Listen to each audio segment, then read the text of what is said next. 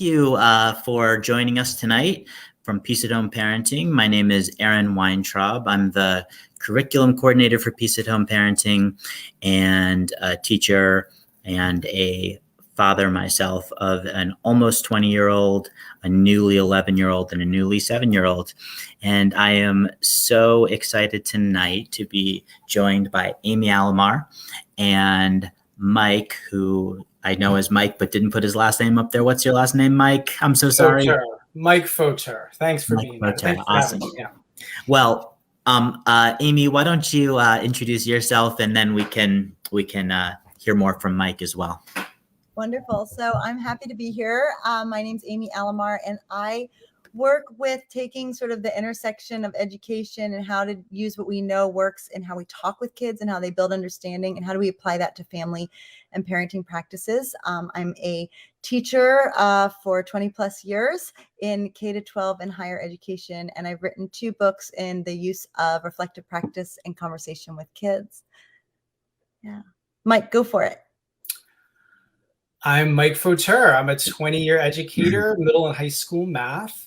I've been an administrator, and most recently I directed innovation for a network of schools where I had the amazing job of coming up with prototypes and working with other teacher prototypes and scaling them to benefit not just our schools, but schools outside of our network. It was a lot of fun. And that's where some of the work that I know we're going to talk about tonight came from. And I'm just thrilled to be here. Okay.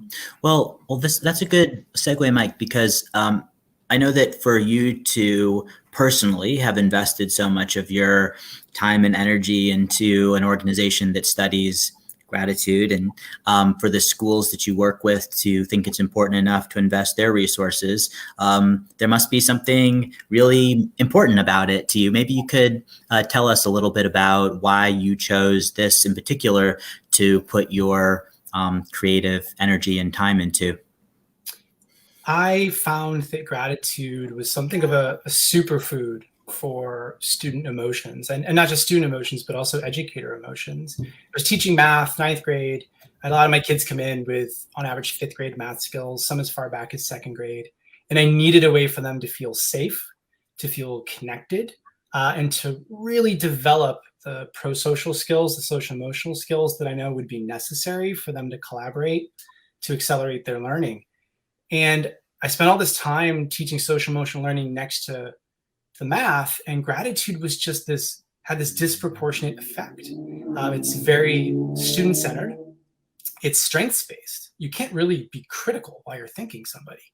And it turned out to be a remarkable way to help students feel seen and appreciated, kind of take off their armor, and then build essential skills as they're recognized, so they could grow both personally and academically. So I saw the impact, and I decided I want to do more of this and spread it across schools and help folks with the work. Amy, I know, and we'll get to bringing it into the home as well. But Amy, I know that you also have a career in the schools. Could you talk a little bit about why this topic is important to you and some of the value that you've seen in it? Yeah, so I think it's a lot about that feeling of safety and allowing students to be authentically engaged, because when you feel connected to the community that you're working in, it's really hard to produce a paper or to solve a math problem or to do a science lab if you don't feel comfortable in your space, and kids can come into school with so many different emotions and so much baggage that we don't see. And so that is just, gratitude offers them this opportunity to just kind of level things out a little bit and connect with each other and feel part of a true community. And it can be as simple as a thank you, but when it is orchestrated for a class or for, a grade level or an entire school community, you've heard of things where you might do like shout outs or like, hey, and you highlight a student or you highlight, somebody on a soccer team or at a recital, but that's just the one kid, right? And so what this does is it sort of allows us all to be part of something, and we're recognized for something that we've done. So that can be very empowering for somebody when you're, oh, I've been noticed for that. I never thought of myself that way. Wow. or it really resonates with how I think of myself and it reinforces who I am. So that can be very powerful for a young child. And we've seen for older kids, especially now, you know, I don't want to say post-pandemic, but maybe like mid-pandemic or moving through pandemic, they've lost a lot of those social emotional skills, like the making eye contact or having a conversation, or even like getting up and moving your body when somebody comes in a room, right? Like they don't have all of those soft skills that they need to participate in relationships. And this is one way toward them. Something I heard that you both mentioned is, Mike, you used the phrase letting down their armor, I think, and I love that. And Amy, you talked about a sense of safety as a foundational skill to some of the other outcomes. What do you think? What do you see as the path from? Not everybody may have be able to make that connection. What's the path from gratitude to this sense of vulnerability and safety that's important for some of those other things that you just mentioned? Take it away, Mike. Sure. So I usually respond by saying that the S in SEL is the tricky part, the social. And we're all complicated people and have different aspects to our identity. We're not just limited to race, class, gender, popularity, position, age. I mean, there's so many parts of us. And when people are asked to interact and to learn and grow with others, the social aspect can sometimes create challenges for them as they navigate the different parts of their identity. And Amy's use of the word safety is really important because, as Amy said, if you don't feel safe, you really don't care about learning the Pythagorean theorem or doing a chore at home, whatever the case might be. You need a sense of safety and connection. And what's interesting about gratitude, to answer your question, is that because it's very strengths-based and because it can be student-centered, it's not only the teacher who has to hold it, people can use it as a means to foster new connections and navigate those barriers, because there's a permission and a safety and the structure of, I'm just thanking Aaron, even if he's popular and I'm not. And that actually could be a catalyst for us to become friends or at least cordial with each other. So the entire structure of gratitude lends itself to being accessible and to being safe to help people navigate the interpersonal. I'd say the other thing that's interesting is, if you write someone a note and I send it over to Amy, I just send it to her. I put it on her desk or I hand it to her. That's just a very one-to-one interaction. And that's also very safe. If I had to do that in front of the whole class, that could maybe be less safe.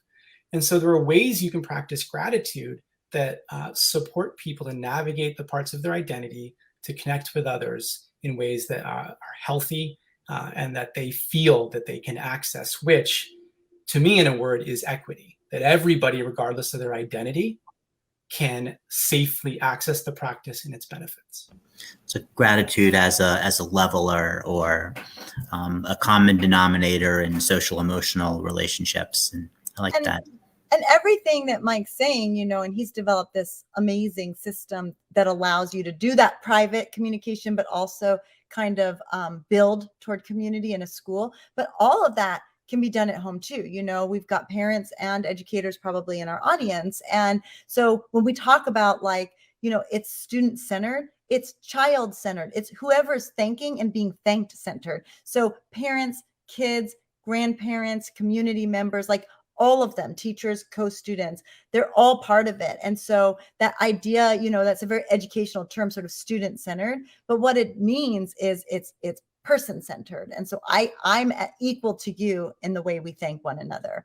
And I can recognize you even if you are sort of in charge, right? And you can recognize me no matter what our relationship is. Something else that I heard you both mention, which I'm interested in too, is you both mentioned the role of the sort of facilitation in that process of gratitude, the support role that a teacher or parent or caregiver would play in that. Would either of you want to say anything about why that's important or something specific?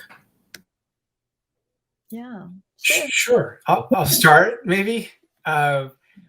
There's some interesting research on just cognitive development. And to me, the key part of it is a child, certainly a student, but a child cannot be expected to demonstrate a skill or behavior until they can first accurately recognize it in action. So if you keep saying, Mike, be patient, I might not know what that is.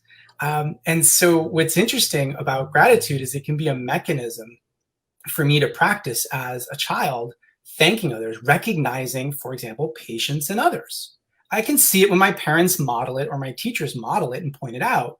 But the more I practice recognizing Amy for her patience, and then the facilitator, being the parent or the teacher, being like, absolutely. And what did she do for her to be patient?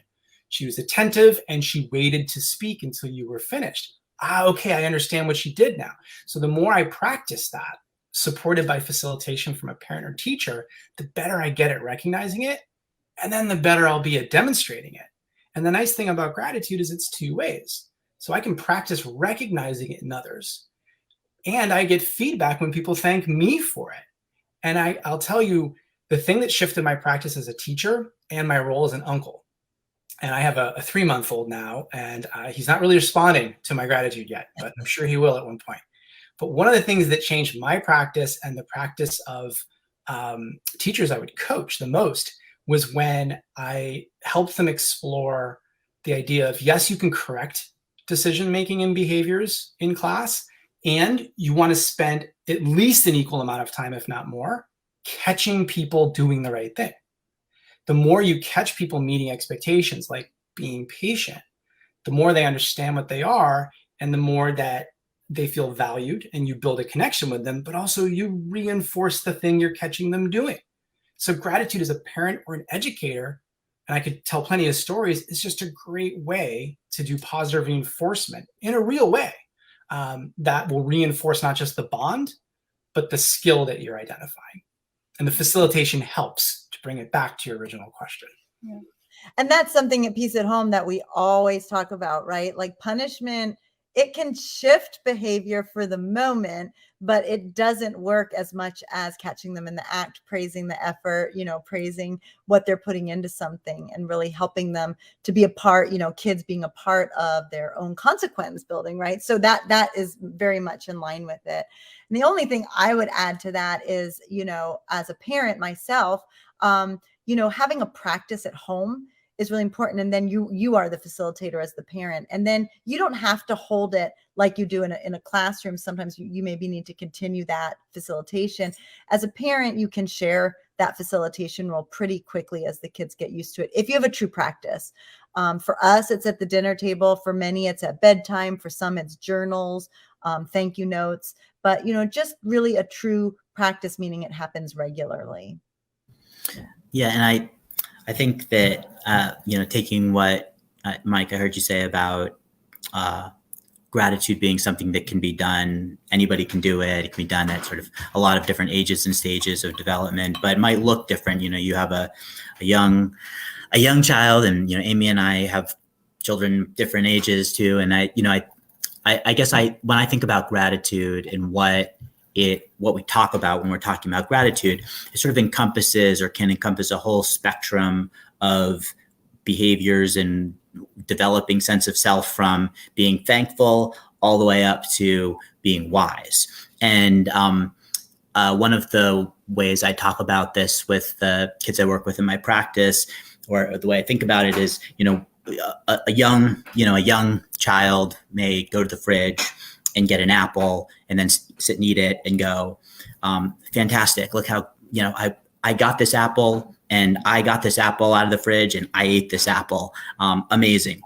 But then as they get older and with some guidance and experience, they have a sense of, well, the apple didn't just appear in the fridge. My parents put it in the fridge. And then as they get a little bit older, my parents worked and gave their time to purchase this apple, to put it in the fridge.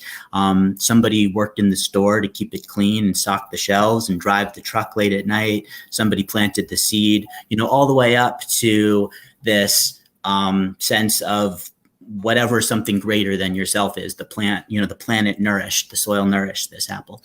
And what gratitude is to me this is kind of a hot take. Maybe I'm just thinking of this as time. We're really focused on independence and fostering independence in our children. But this is a parallel and equally and maybe more important process of maintaining a sense of dependence, because without that sense of dependence and without gratitude, we can't feel love. Because we don't have, when you feel like you went and you got the apple yourself, you feel pride, but you can't feel loved by your parents for putting in the time to work and purchase that apple, and loved by the planet for producing the apple and whatnot. So I don't know.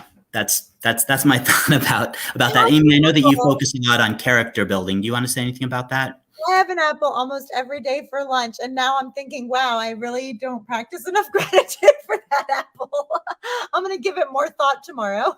Yeah, I mean, really, gratitude helps us develop that sense of self-satisfaction. It helps us develop empathy for others. It helps us develop that connectedness, but that self-satisfaction, because if you don't recognize what you have, you're going to be looking for more, right? And so I think that's huge. And, when we talk about character building for our kids, we really want to focus on who they are, not what they achieve, right? Not what they bring home.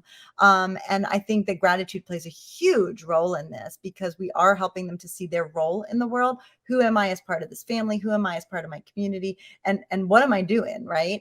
And so when we practice gratitude, it can start really simple. Oftentimes it's like, I'm just so glad you made spaghetti tonight for dinner, right? Like, it can be something really simple, but as you demonstrate it and model it, it will get deep and you'll be surprised. Kids will think about things like, I'm really grateful that my teacher helped me study extra for my test, right? Like, things will come up that maybe you didn't even know happened in the day. And even sweet moments. I remember one time my daughter was grateful for the hole, and we were like, what does that mean? And apparently they would like dig this hole at recess. And like one day it got really, really big. And, she was just so excited about it. And, we learned something that day about what she was doing at school. So it deepens those relationships and who our kids are, and it allows them self-expression. Yeah. And then I'm just thinking, like, it's as the guide in that, and as somebody who is guiding the conversation, the focus may be on the whole, but it's not really the whole, right? And to help them understand that it's the building a whole with friends. It's doing something that you see getting bigger. It's all of those things that help us go from, thanks for the spaghetti to thanks for being a parent who, after a long day of work, takes the time to make me a meal and bring it to me at the table, and make conversation, even though not everything I say is super exciting and interesting. So, yeah, I love that. There's an interesting piece on the components of gratitude to build off what both of you are saying. And when we work with kids, we typically focus just on the first three, which is, can you name the benefactor? So who, what's the benefit? Well, the thing that happened, what is it? Well, the whole, or it could be the apple. Like, the apple is the benefit. The apple was good. But then there's the impact. Well, great, you were specific on who and what, but why does that matter? How did it impact you? Well, I was hungry. Now I'm not hungry anymore. I ate the apple, and that was great. The latter two components, we roll out later as kids get older and wiser, but those are cost and intention. And so what did it cost the person? Well, my mom or dad had to go work and put it there. Oh, right. Okay. Well, was that all? Well, actually, they went out of their way to get apples because they know that's for my health. And they were very intentional about that. And so there's these components of gratitude that you can help make visible to children as it's age appropriate, where they can go, right. And they can deepen the practice, like you're saying, Amy, to go more than just a cursory thank you, but to realize, like, yeah, I wouldn't have wanted to make the time to go to the store at 5 p.m. And, like, mom or dad did. So I think you're both spot on with how you're talking about it. Something that I think is a little trickier for parents and teachers, and Mike, maybe you've got some research on this that you could help us with, or Amy, some experience and research of your own, is that the leap from those steps of gratitude that you mentioned to the next piece of a sense of connectedness, obligation, and reciprocity. And I think that we try to do this, foster this all the time by, I make my kid wave at the bus driver every morning before he gets on the bus and say thank you when he gets off. He's not really thankful. She's maybe feels appreciated by me, but knows not necessarily by him. So it's not, it's performative. Is there value for parents of enforcing those norms of politeness, or is there danger in conflating that with true gratitude? Maybe you could help me with that. Do you want to start, Amy? Oh, no, you go ahead. Okay, I would say yes, you should do it. And I'll give an analogy as to why. I think of how people learn to paint. So if someone's teaching you how to paint, they don't say, here's a canvas, just go nuts. You can try to get better with different techniques and whatnot while you're doing that. But the same is true of even language. Like, it's not like go write an essay. You need to teach people the components. And what's interesting with painting, one of the ways you teach people is to have them copy brushstrokes. Like, I need you to go copy this swirl or this way of doing, changing a gradient as the color changes over some space. And they practice copying. And the connection here to this is you practice the niceties and the norms, because it starts to register and put anchor points. Like, this matters. I don't really get it right now, but okay, I'm just going to copy mom and dad or whoever's telling me to do this, my teacher.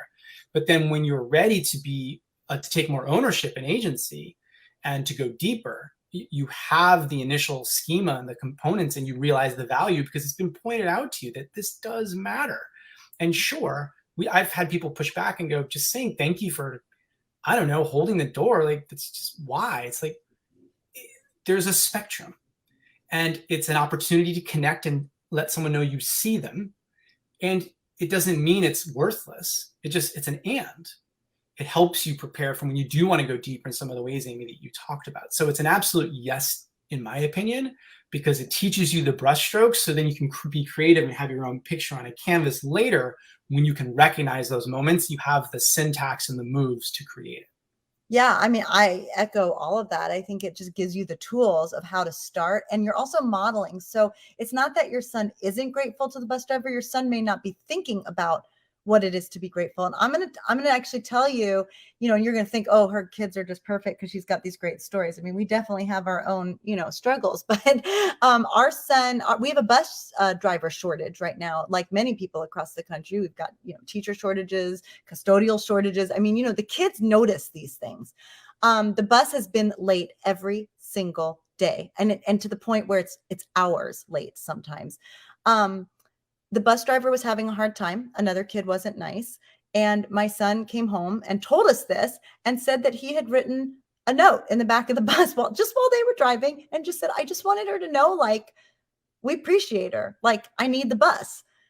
And I didn't tell him to do that, but we had modeled it over the years. We'd always made little cupcakes for the bus driver at the holidays or whatever. And because they're a person in your community, and that's what you're doing. You're honoring people around you. So when you hold that door, when you pick up the pencil for your, friend in class, whatever it is, it's somebody in your community. And so that's what you're doing is you're modeling it, and you're teaching them the how to. And I think, just like Mike said, you're teaching them the brush strokes is a beautiful way to put it, because they wouldn't know how. If you didn't make them write that thank you note to grandma for their holiday gift, they're never going to learn it until you show them how to write dear and address the envelope and sign it. What goes in it, they can come up with that stuff. Yeah. So these are some awesome everyday gratitude practices and reasons.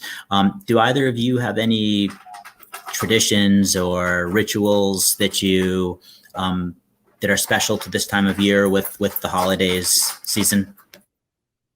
Yeah, I mean, I think this season is great because it puts this huge focus on Thanksgiving, and we want people to have a focus on gratitude, and we want them to know it's important. And I think what I would just want to stress is this is like a kickoff event for your year, right? Like, you should be giving thanks all year. And the days that you feel like you don't have much to be grateful for are the most important days to give thanks because you do have so much, right? Like, and it does make you mindful of what you've got. So it helps train, like our brains are kind of trained to seek the negative to protect ourselves. We're critical, we're human, and we seek that sort of critical thing in life, right? Like, oh, this didn't go right, or I've got to protect myself, right? And so when we start to practice gratitude, it actually changes the way we think and we seek the positive. And it's a really important thing to do. So I say, yay for this time of year and yay for traditions and rituals to kick it off, but actually you want something that will last. And so I think I mentioned earlier in our family, when we sit down for dinner together, we share a piece of news, and it doesn't have to be happy, and we share gratitude. And that doesn't have to be deep or meaningful, but it can be. And so that's something that we can do throughout the year. And some families will say, oh, I can't sit down for family dinner. And that's okay. Like, find a time when you can exchange this. It could be, in the morning, it could be a walk, it could be, game night. But I would just say, like, shoot for that time where you're truly engaging with one another, and you can do it. Yeah. For me personally, I try just before I'm falling asleep because my mind is going a mile a minute. So there's personal gratitude and interpersonal. And I think interpersonal is critical, and there's a space for personal. And so for me, just to kind of run through what are just 3 good things that happened to me today. Not that they're going to solve issues completely, and they certainly don't ever solve real trauma. I never would make that case. However, gratitude practice, like you said, Amy, it changes your brain. And so the more you do it, it actually builds resilience. So these things are hard, and there are these 3 good things. And it's kind of like counting sheep, but it helps me fall asleep. And there's amazing research that says actually it helps you sleep better. It can lower blood pressure. I mean, it's a wonderful way to end my day, at least. And so that's one thing I do. Something else I started a long time ago, because this was modeled to me by my parents, who told me, call your grandparents. I call them. And I started calling them 15 years ago, maybe about once a week. And I still call my 101-year-old grandmother about once a week. And I thank her for something. And it's started as a small thing. And I think maybe it's more for me at this point. But I'd like to think that, me valuing and honoring, how she helped me grow up as a person, and thinking back to her, through her life, is something that matters and is meaningful to her.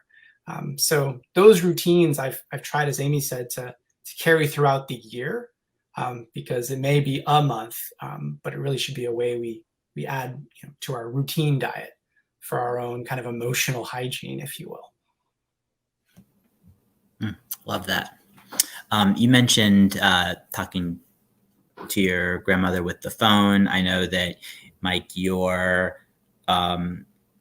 gratitude gift to the world is based on this, primarily, the vehicle for it's this website. Can you talk a little bit about how you found technology to change the gratitude landscape, either in positive or challenging ways? Yeah, I'll be the first person to say it's always practice first, tech second. And anyone who comes at you with those reversed is probably not thinking about it the right way, and has likely not been an educator. So we, meaning myself and the students and educators at the school I taught at, which was a high school in the Oakland East Bay out here in California, we just wanted to find a way to create safer access, as I had mentioned before, to expressing gratitude to one another. So we knew the gratitude practices were important. But one of the challenges was, and you might see this in your meetings, whether it's in classes or in meetings professionally, if you ask someone to thank someone, I want 3 volunteers to thank people, it's always the same 3 lovely people putting their hands up, whether they're adults or kids, and they mean very well. And so one of the challenges was, how can we logistically give everyone access? So that's the first thing. And as an educator, I also know if I pause and let people write individually and process and think, anything I do next is going to be richer, because everyone had some time to process. And so there was a desire to find a way to logistically create greater access for everybody.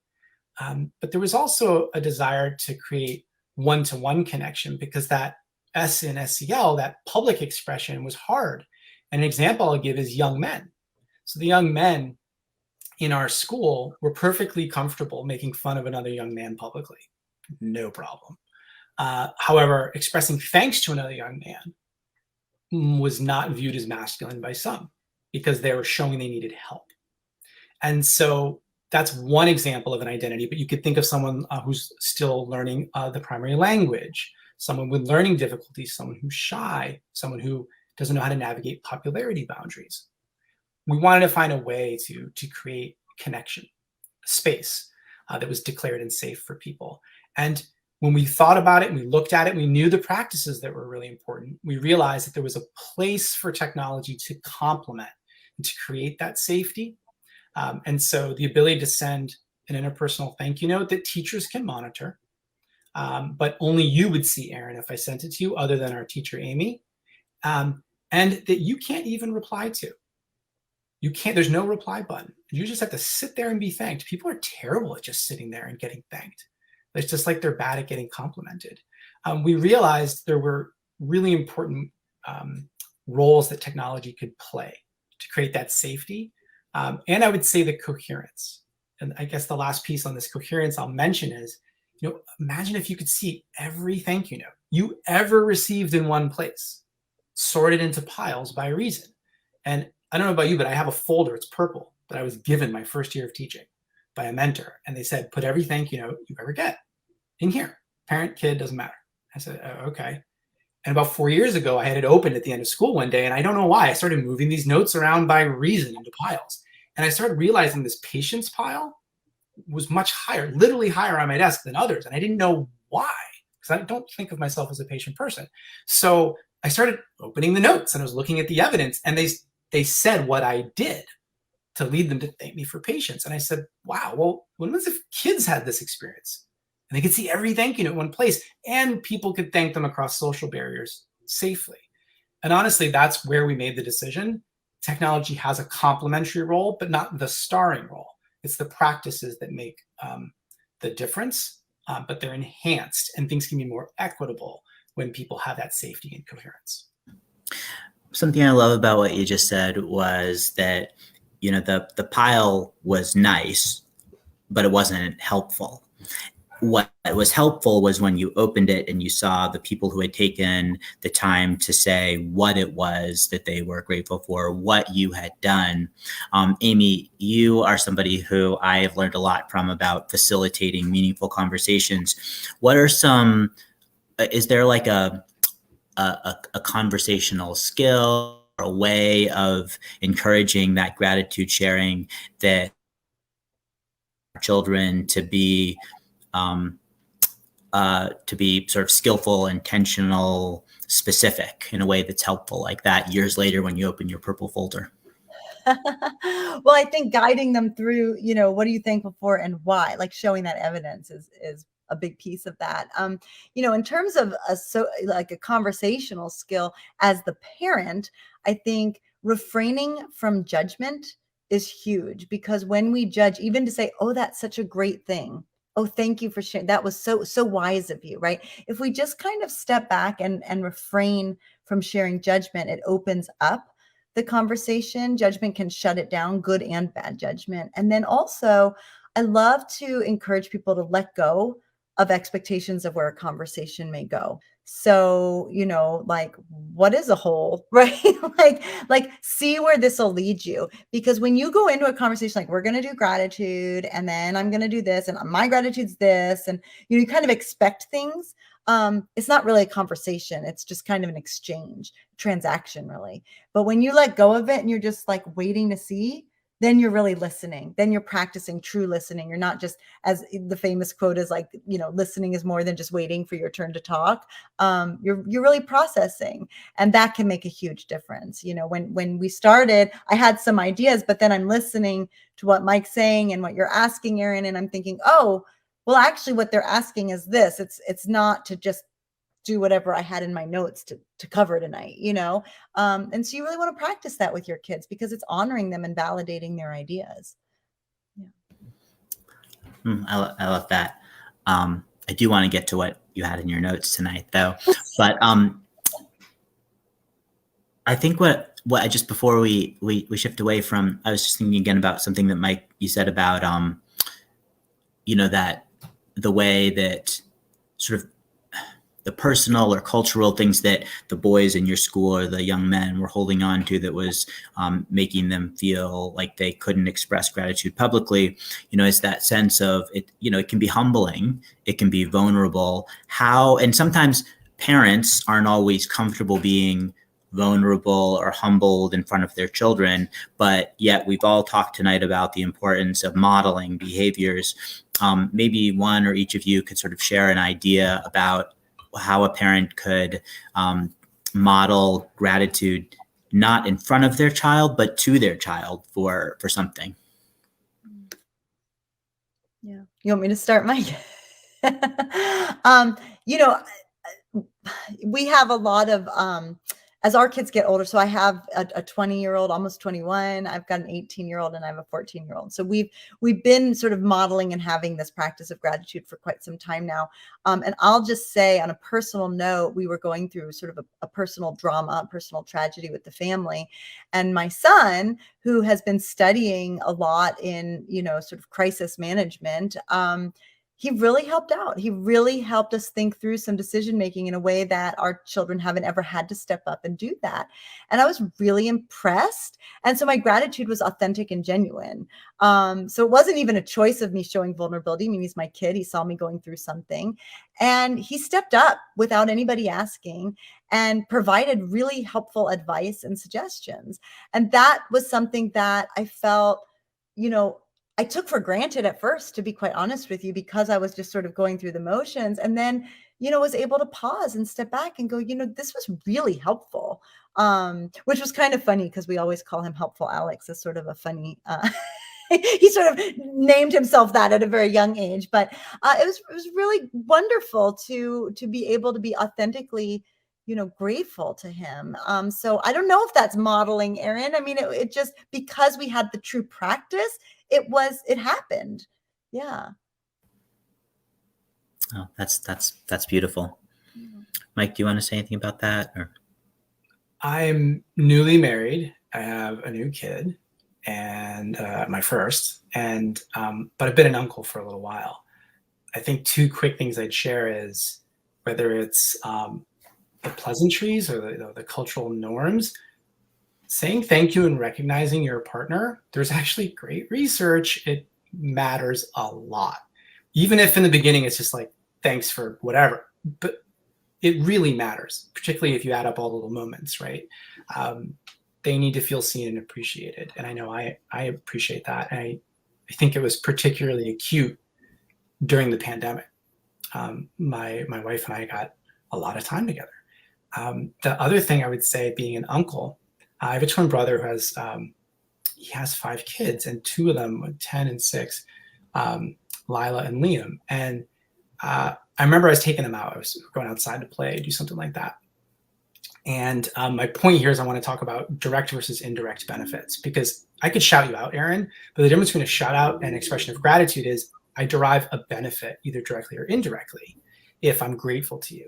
I can just shout you out for something that it doesn't really affect me. But if I'm grateful to you, something directly or indirectly benefited me. And I remember we're trying to get out the door, and Lila was ready because she's 4 years older. And Liam was, just trying to pick which shoes he wanted to wear. And I was harried and kind of stressed because we were late. And to this day, I don't know if she noticed that or not. Now, that really matters, because if she noticed it, her decision to be patient, because I could see she wanted to say something to her brother. And if she did, we were going to be there a lot longer. But she didn't. And I watched her make a different decision and stop herself. And I caught her before that decision could reverse itself and say, hey, Lila, I really want to thank you for being patient right now.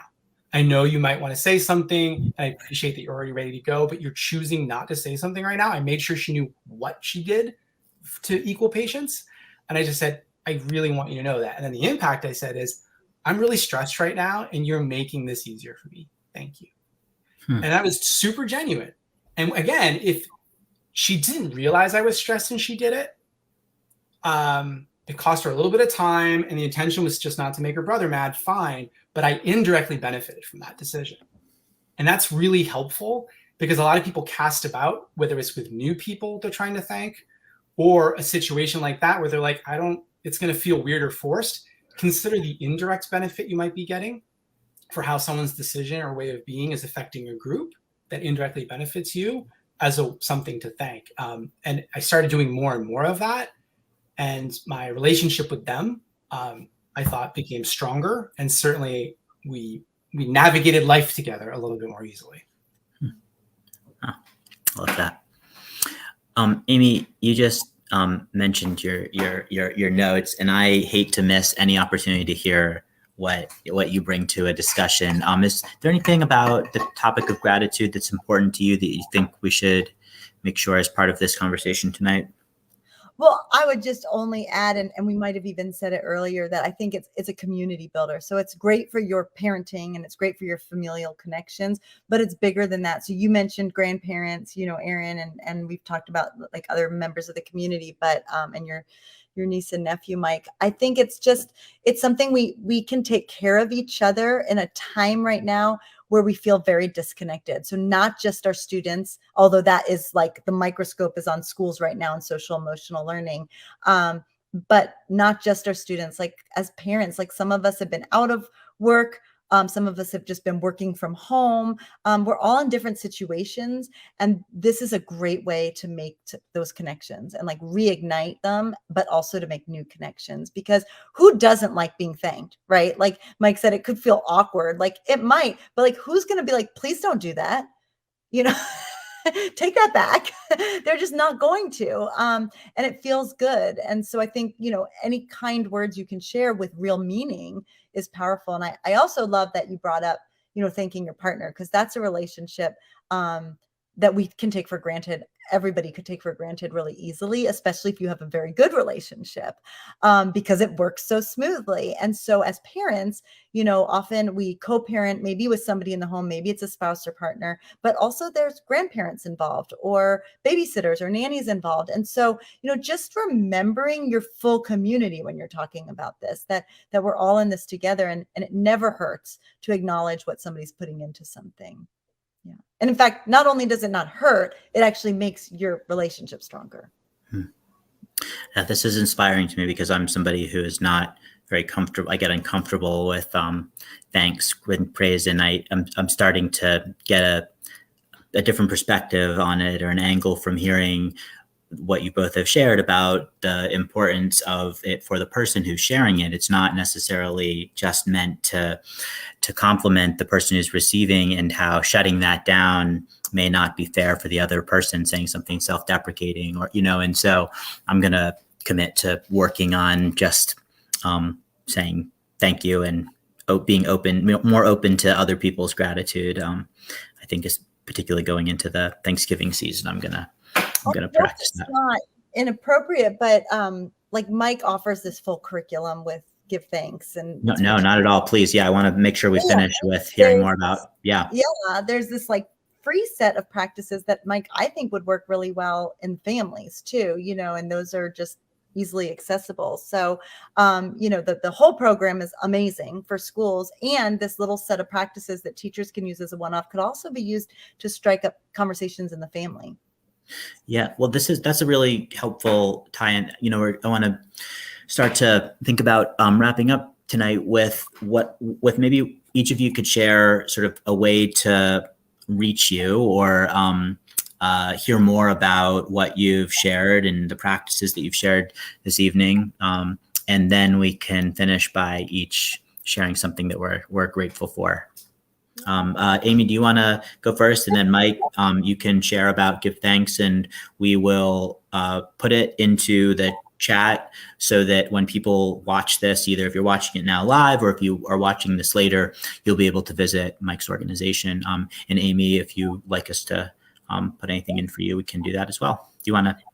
Sure. I'm just Amy at amyalamar.com, and you can feel free to reach out to me. I work with Peace at Home Parenting, and I do some of the classes, so you'll see me in there as well. Yeah.